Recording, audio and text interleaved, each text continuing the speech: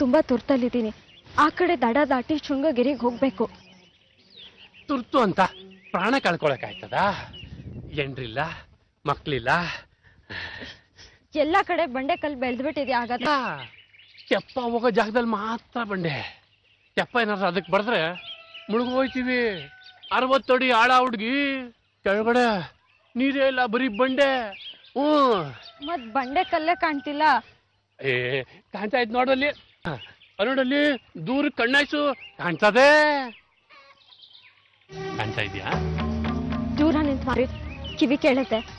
ದಡ ದಾಟಿಸ್ತೀನಿ. ಒಂದೇ ಒಂದು ಉಪಾಯ ಐತೆ. ನಾನು ಹೇಳ್ದಂಗೆ ಕೇಳ್ತೀಯಾ? ಹೀಗೆ ಕೈ ಹಿಡ್ಕೋ. ನೀನು ಯೋಚನೆ ಮಾಡ್ತಾ ಕುಂತ್ರೆ ದಡ ದಾಟಕ್ಕಾಗಲ್ಲ. ನಿನ್ನ ಆಸೆ ಕೈಗೂಡಲ್ಲ. ಕೈ ಕೊಡು, ನಿನ್ನ ಆಸೆ ಕೈಗೂಡುತ್ತೆ. ಮನಸ್ಸಿನಲ್ಲಿ ನಾನು ಬೇರೆಗಳು ಕಾಮದ ಉದ್ದೇಶ ಇರ್ಬೋದು ಅನ್ನೋದನ್ನ ಮೊದಲು ಕಿತ್ತಾಕು. ದಾರಿ ತೋರ್ಸೋರು ದೇವ್ರು ಅಂತ ನಂಬಿ ಕೈ ಹಿಡಿ. ಇದು ಏನು, ಯಾವ ನದಿ ಬೇಕಾದ್ರೂ ದಾಟ್ಬೋದು.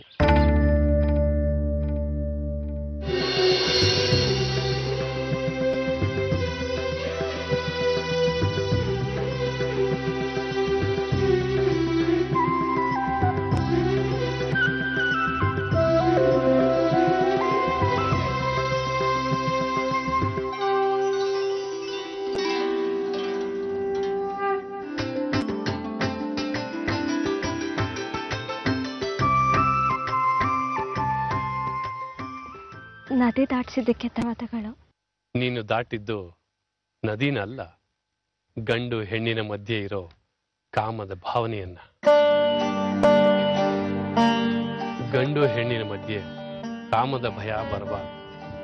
ಮನಸ್ಸು ಪರಿಶುದ್ಧವಾಗಿರು. ಹೊರಡು. ಇನ್ನು 4 ಹಳ್ಳ ದಾಟೆ ಶೃಂಗಗಿರಿ. ಕಾಡುಗಳು ಹೆಣ ಬಿದ್ದಿದ್ದೆ. ಒಟ್ಟು 5 ಡಿಪಾರ್ಟ್ಮೆಂಟ್ ಅವರು ನಮ್ಮಿದ್ದೆ ಬಿದ್ದವ್ರೆ. ನಮ್ಮ ಜೀವನೇ ನಮಗ್ ಭಾರ, ಜೊತೆಗೆ ಇವನು ಬೇರೆ. ಒಂದು ನಾನಿರ್ಬೇಕು, ಇಲ್ಲ ಇವನು. ಹೌದು ಬೈ, ಇವ್ನು ನಮ್ಮ ಜೊತೆ ಇದ್ರೆ ನಾವು ಅಂಧಾರಾಗ್ತೀವಿ. ಇವನ್ನ ಜೊತೆಗೆ ಇಟ್ಕೊಂಡು ಸುತ್ತಕ್ಕಾಗಲ್ಲ. ಮಾತಾಡೋಕ್ ಸಮಯ ಇಲ್ಲ. ಪಶ್ಚಿಮ ದಿಕ್ಕಿ ಕಡೆ ನಡಿಬೇಕು.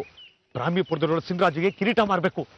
ಕೇಳನೆ ಕಾ ಟೈಮ್ ನೈ, ಮಾರನೆ ಕಾ ಟೈಮ್ ಹೈ. ನೋಡಿ ಸರ್, ಬುಲೆಟು ಇದು ನಮ್ಮ ಡಿಪಾರ್ಟ್ಮೆಂಟ್ ಬುಲೆಟ್ ಅಲ್ಲ, ಇದು ಕಳ್ಳನ ಮಕ್ಕಳದೇ. ಇದು